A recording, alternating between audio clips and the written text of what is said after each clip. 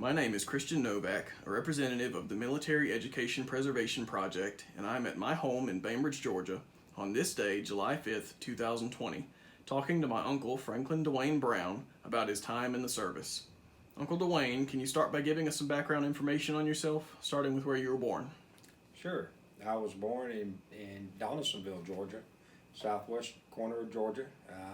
However, we lived in Bainbridge, Georgia, and that's where I grew up. And grew up in a common, Christian home, and that's where I grew up at. All right, and how did you enter the service? Well, I was 24 years old before I entered the service. I'd already been married, and after the marriage went south, I decided to fulfill my dreams. I had some, as we all do, have dreams that I wanted to fulfill. So I went and talked to the recruiter. Of course, everyone had seen the movie The Green Berets, John Wayne, and I was inspired by that and wanted to become a Green Beret. So that was one of my dreams, was to join the Army. I remember as a young boy, I would look at my daddy's Army book. He had a book from basic training, and I remember laying under the bed as a young boy, flipping through the pages of that book and dreaming about being a soldier. Even as a kid growing up, me and my cousins would play Army out in the pines in the woods, and we would dig what we didn't know it at the time, but we would dig foxholes with overhead cover. And once I did join the Army, I realized that we were doing it correctly. Exactly how they taught us to dig our foxholes in basic training was exactly what we were doing as kids growing up. And but we used to play Army in the woods and throw pine cones at each other and run through the woods battling one another. So at 24, after a divorce, I decided to fulfill some of my lifelong dreams. One of those dreams was to live on the beach, and I actually loaded up my little truck and spent about 30 days at St. George Island. I'm doing some work with a guy putting vinyl siding on, but lived on the beach for that period of time. Would work in the morning and have the rest of the afternoon just on the beach. So that was nice. Fulfilled that dream. Another dream was to drive an 18-wheeler. I did that for about 2 or 3 months. One job I knew I would never want to do as a living. And then, of course, I had already joined the military on delayed entry program, even prior to going to the St. George Island. So I knew I was going in the military. So on October the 31st, 1989, I left Bainbridge, Georgia, headed for basic training. And ironic date association was on October 31st, 2019. 30 years later, I returned back home, moved back to Bainbridge, Georgia. So I thought that was pretty cool. But yeah, I joined the military. November 1st was my basic active service date. And went from here to Atlanta to the MEPPs, and then from MEPPs to Fort Benning, Georgia, and went through infantry training at Fort Benning, Georgia, and then airborne school. The infantry and AIT was what they called OSIT. It's one station unit training. So we didn't get no break. We went right through basic and into AIT. In fact, I remember well the morning the drill sergeants came down, put a streamer on the guidon, the flag, the unit flag there, and said, "Welcome to AIT." And their next command was front lean and rest position move, which meant we did a lot of push-ups. So we didn't know much of a difference between AIT and basic training. It just, I think, got a little bit tougher. But I was trained as 11 Charlie initially in the military, which is a infantry mortarman, which that was good. Unfortunately, I got orders in basic training to go to Germany, and I did not want to go to Germany. At the time, I wanted to go into Special Forces training, and I knew if I went to Germany that that could be 2 or 3 years. And while you can petition to come back to SFAS, it's a little bit more difficult if you're OCONUS, outside of the continental United States. And so called up a friend of mine, or I'll say a friend, it was an acquaintance. His name happened to be the same name as mine, Franklin Brown. And he was a black man that lived in Bainbridge that I had met before I joined the military. He was a retired sergeant major, and he was also a retired Green Beret. And he told me that I could swap orders with someone that's my same rank with the same job. I said, well, how do I go about doing that? He said to do a 4187. It's a particular paperwork to be able to change swap orders. So I had a friend of mine there I was going through basic training with. We were both 11 Charlie, same rank, and we asked to put in a 4187, and the drill sergeant told me, you can't do that. I said, well, I still want to put in a 4187. I said, I think I can. And he said, well, I'll let you fill out the 4187, but it ain't going to do you no good.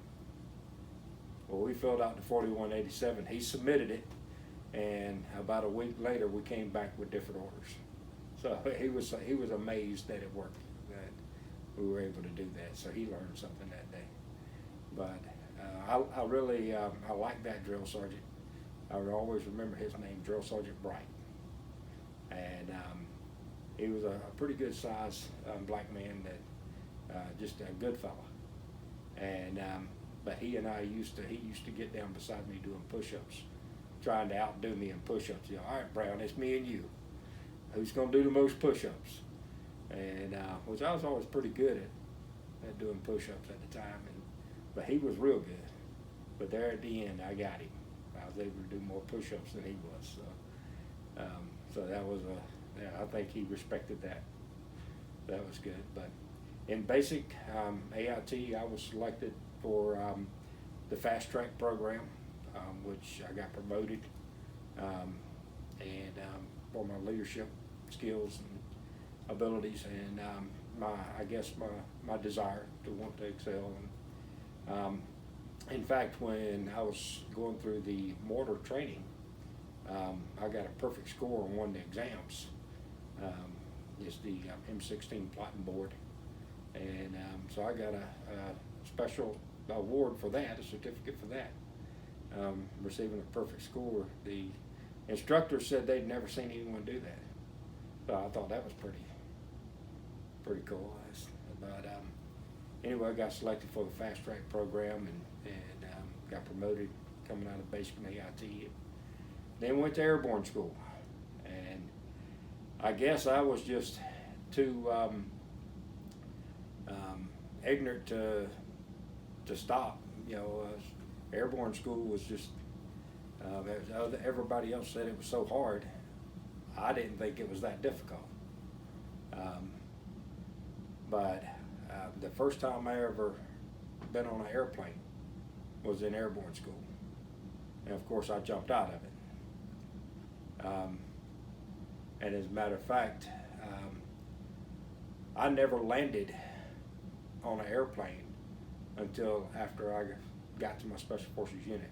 And on my first deployment into a hostile fire zone, only then did I land on an airplane. So my many times of being on an airplane, I always had jumped out of them. So landing was a little bit intriguing to me. It was like, okay. But that was my initial experience in the military, basic and AIT and airborne school. So what was the fast track program? Fast track program is, there was a letter sent in my first unit that it identified me as being on the fast track program to my incoming commander and sergeant major, and basically it said, watch this young warrior and consider him for advanced promotions. And in fact, I did get promoted just as quickly as you can get promoted. I was promoted to E4 and just after 12 months. So, and that was pretty quick. And you were a marksman too, right? Well, A as sniper? I've been to sniper school, yes. Okay, so Yeah. was that at the same time as Special Forces training, or? Right. Okay. Well, that was after I got into Special Forces training. After Okay. I was already trained, one of the specialty schools that I attended was sniper school. Okay, how was that? Can you tell us a little bit about it? Well, that was, as a country boy that grew up shooting,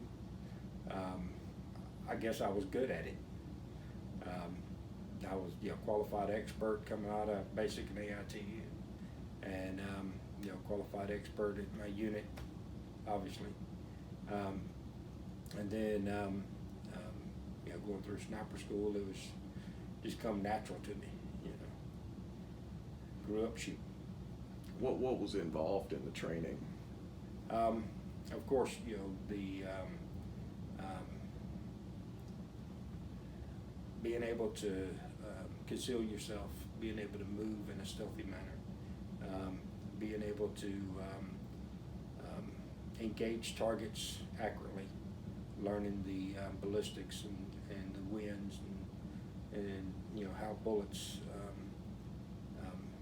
are affected by the winds and the atmosphere, and being able to take all that into consideration before you send the bullet downrange.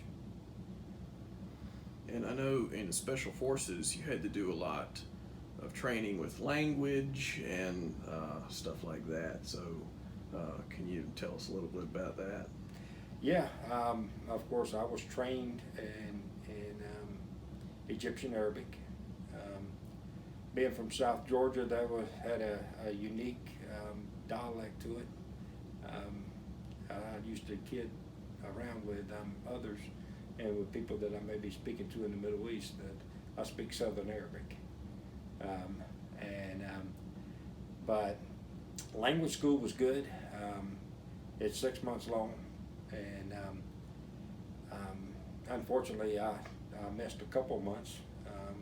I wound up in Walter Reed for a little while with some medical things, but continued my studies, and I graduated the language school with my peers. I didn't have to recycle. I continued studying on my own. So I was able to graduate language school, and not only graduate, but I scored high enough to where the military paid me a language proficiency pay. I was able to score high enough to receive that. So I was pretty proud of that. Did you have to go through any interrogation training or anything like that? Oh, absolutely. In Special Forces, you go through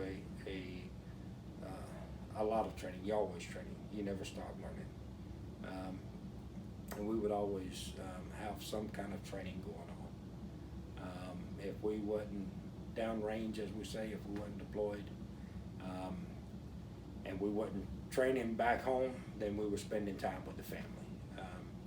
So those were the three, main elements of life as a Special Forces soldier. You're either deployed, you're training, or you're at home with the family. But it was a good career, and I enjoyed it immensely. So how did you first get deployed? So after I finished Special Forces training and finished language school, this was right at the end of language school, I was, of course, as we all were, anxious to get the group. In my case, I was 5th Special Forces group that I was assigned to for about 20 years. And so I got to Fort Campbell ahead of schedule, ahead of time, and thought I'd, check things out, see what the group looked like, and maybe find out where I was going to be going before I actually signed in. And so I'd gotten there a little early, and had went in and saw the sergeant major, and he said, "Are you Brown?" And I said, "Yes, I am." He said, "We've been waiting on you." I said, "Oh, okay." And he said, "We're going wheels up." I forget what it is, like 32 hours or something. It was a little over a day. He said, "We're going wheels up." It was going to be leaving like at midnight the next day. He said, "I want you on that plane." I was like, "Well," he said, "Can you sign in early?" I said, "Roger that." So I signed in early. I didn't even have, I just had spent the night in a hotel the night before. I didn't have a place to stay or anything. So I immediately went and signed in to group, started some of the in-processing, got some appointments set up to draw my equipment and my weapon and everything, get all that assigned to me, and went that afternoon, found a mobile home across from the gate at Fort Campbell, and had a couple padlock on each door. I put my stuff in there, rented it, put my stuff in there, stayed there that night, getting my gear packed up and everything, and the next day went back and continued my in-processing, and that night got on the plane and deployed into a hostile fire zone, coming straight out of Special Forces training and language school. So that was the first time that I landed on an airplane, was being deployed. And I understand you had an interesting story about airborne school or Special Forces training. As far as airborne operations? Yes, sir. Yes, okay, yeah. Well, actually, there was a number of interesting stories I could tell, but some of them is probably left unsaid. But the one in particular I think that you're talking about was a jump that we were getting ready to do, or that we did in Camp Blanding, Florida. This was in June, so it was hot. The humidity was cranking, and we're gonna do a combat jump. That means we have our rucksack, and we were going down for a communication exercise. My area of expertise in Special Forces was in communications. I was an 18 Echo initially, and so we're going down to do what we call a COMEX. And so we had been, the TACs, the cadre, had us hydrating, drinking a lot of water before we got on the plane. Now we were flying a C-130 aircraft from Fort Bragg to Camp Blanding, Florida. So it's going to be about a 3-hour flight or so. I don't forget exactly how long, but it was long duration. And they had us drinking water, hydrating ahead of time. Well, we put on our parachutes, all of our equipment, rucksacks, had everything rigged. We were ready to jump when we got on the aircraft at Fort Bragg. Drinking all that water, every one of us had to go to the bathroom. Now, when your eyeballs start floating, you start hurting. And we had to go that bad. In fact, I'm not going to call any names, but a few people went before jumping. I didn't, but I was hurt. Now, I had 100 pounds plus in my rucksack. And so when we was getting ready to jump, we stood up, hooked up, went through the process, jump master commands, and we were jumping off the ramp. So the wind was blowing pretty high. Now I didn't know that at the time, but after we was on the ground, we realized. But the wind was blowing pretty high. Came off that ramp, just kind of wobbled off with that rucksack between your legs, and I guess coming off, I got my parachute kind of got twisted up, and my risers was twisted so tightly that I couldn't lift my head. And with that many twists, you don't have full lift capability in your parachute. So we're jumping into essentially what is a cow pasture, and with fencing, cross fencing, in Camp Blanding, Florida. Middle of June, and I've got to go to the bathroom so bad that I'm hurting, and now my parachute's all twisted up, and I can't even lift my head to really look and see what's going on. So I reach up and grab my risers and start trying to kick as best I could with that 100-pound rucksack between my legs to get the twist out, and I know that I'm falling faster than I should be falling. And so about the time the twist finally came out and I was able to look up, see my parachute, and see that I had a good parachute, I looked back and I'm headed toward the largest tree. Well, basically the only tree that was on in that cow pasture. It was a live oak tree. And now I'm close to the ground already. So I have to pull a slip. That's what we call, so I pull down on the toggles to dump some air so that I can slip past that oak tree. And I barely get past it. And I'm hearing somebody's hollering on the ground, to slip, pull a slip. And the cadre was on the ground, And so I pull a slip, dumping some air. I speed up. I'm falling faster now. The wind is blowing me across the drop zone at the same time. So I'm screaming across. And I look down and I'm real close to the ground now, and I've still got this 100-pound rucksack between my legs. Now it's on a lowering line. And you have a release there to release the lowering line so that the rucksack don't break your legs when you hit the ground. And so by the time I released the lowering line, the 20-foot lowering line didn't extend all the way before it catch the rucksack before the rucksack hit the ground. That's how low I was. I hadn't turned into the wind trying to slow down my descent or anything at that point. So I hit the ground. When I hit the ground, I felt a jerk. The lower line extended. That's how fast I was going across. The lower line extended, and the rucksack jerked me backwards. So I'm laying there. Parachute went ahead and fell over the other side of me. And I'm laying there slowly moving all of my joints. Now, mind you, I still got to go to the bathroom. Really bad.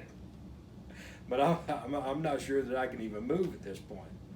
So I'm laying there, and I could hear myself moan a little bit. And after about probably 2 minutes, I don't know how much time elapsed, someone drove by in a what's called a Cut V. It was a pickup truck, the old Chevrolet pickup trucks that the military used to have. He drove by and he said, "Hey, Brown, are you all right?" I said, "I think so." He said, "When you stand up, look at where you landed." And so he drove on off. I rolled over and finally went to the bathroom.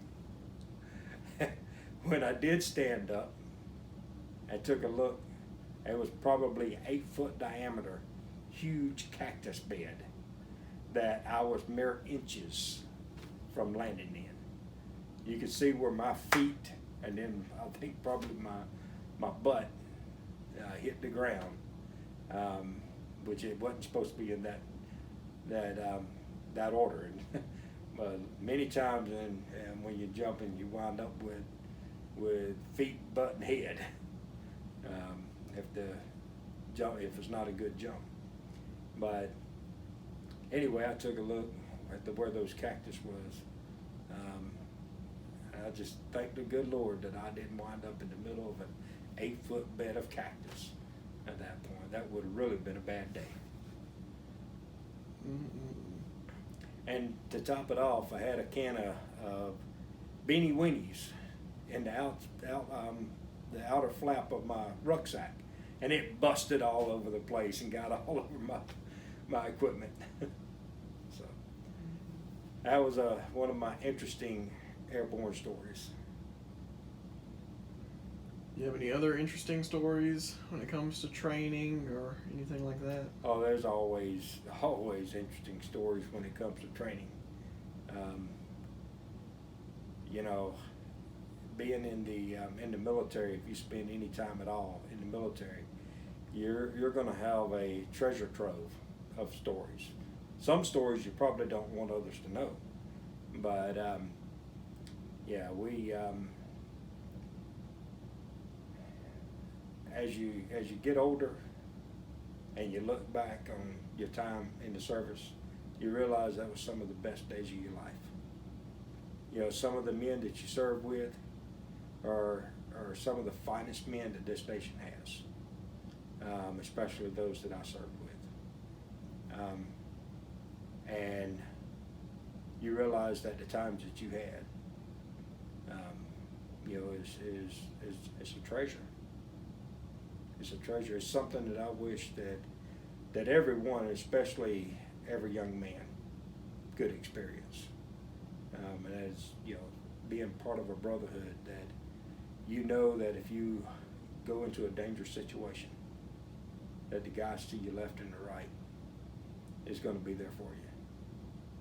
Unlike out here in the civilian world, as we call it, in the military, the guys to your left and your right, and especially in special forces, you know they've got your back. All right. Well, I appreciate you talking with us. And is there anything else you'd like to say? We'll talk some more in the next segment.